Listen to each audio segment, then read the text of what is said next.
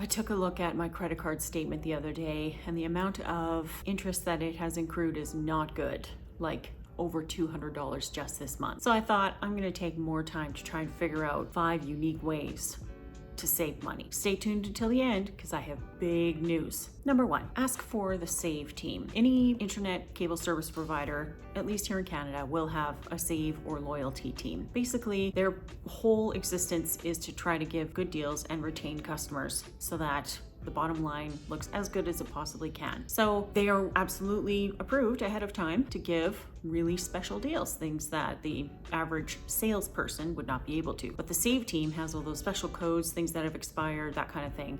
A lot of times they will have the power to grandfather somebody in with a particular deal that they had before, which is always nice. And even if you have to wait on hold for half an hour, it might save you $30 to $50 a month. So it's worth it. I don't think it'll save more than that, but it can get pretty darn close. Always ask for the Save team. Number 2, deep clean your deep freeze and fridge freezer. The deep freeze can get inches and inches and inches of that snowy looking ice. And when that happens, the deep freeze becomes less efficient and has to work harder to keep things cool. When you have too much inside, if it's too full, then it has to work just that much harder to keep everything cool. Every time you open the top, depending on how large it is, but if you have to, usually they turn up. So if you have to open the top, you release that cool air and a bunch of warm air rushes in, which means it then has to spend that much more time cooling everything down again once you close the lid. And since it's something that you're likely going to access at least once a week, you could do yourself a big favor by only keeping it about half full if at all possible. In the fridge and freezer combo, whether it's up top or the drawer style, you are better off to regularly clean it, wipe down the shelves, and throw out food that is starting to expire. The reason for this is because the more your fridge has to keep cool, and the freezer as well, the harder it has to work. And the more that's in there, the worse it gets. So for instance, if you've ever noticed that you have a bunch of stuff sitting at the back of the fridge and very little sitting up front, but everything at the back freezes, it's because that air can't circulate inside. And so it just freezes everything in the back, which is really bad, really costly, and can really damage your food, which you don't want because food is really expensive, especially in this country. Number 3, scrape your plates. It sounds a little weird, but stay with me. If you are one of those people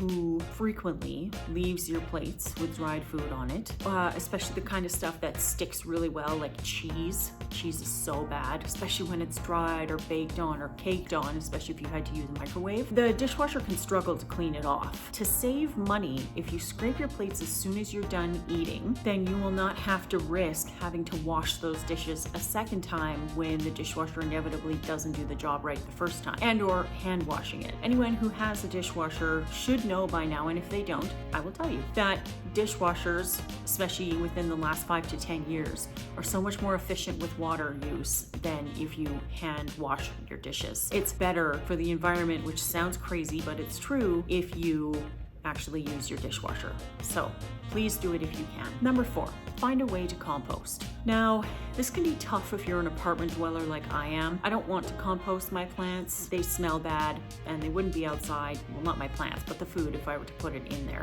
It would start to smell bad and I would be voted most unpopular immediately. And so what I do is someone in my family has one of those plastic tubs that you can get from the dollar store. Actually, she has a number of the tubs. They're no bigger than your average water jug, and she keeps a number of them in her front entrance. So every time we come over, we grab a new one and we trade her for the old one. So we put in coffee grounds, we put in eggs, we put in anything. I rinse out the eggs just because I know they can smell after a while, and since they're not being refrigerated or stored in the garbage, I will constantly be opening that container and pouring more coffee in.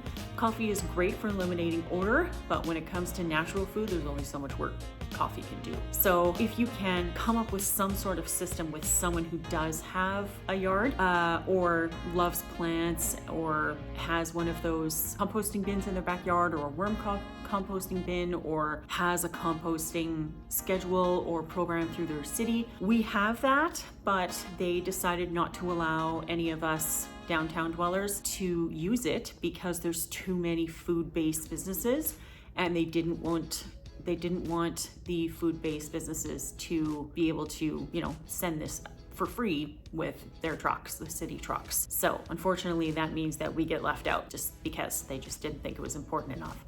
Thankfully, I have this other option because I looked for it. If I didn't want it, or if it stopped working because they moved or had to go into long-term care or anything like that, then I would find another way to do it because it's better for your garbage, which sounds weird, but if you're not putting organic food, and I don't mean organic food that you buy from the organic section of the grocery store, I mean just actual food that breaks down into your garbage, then it doesn't have that awful broken down food smell. And so you're less likely to need to swap out the garbage bag, which means you're buying less garbage bags. And your composting is also just really good when you're trying to grow food.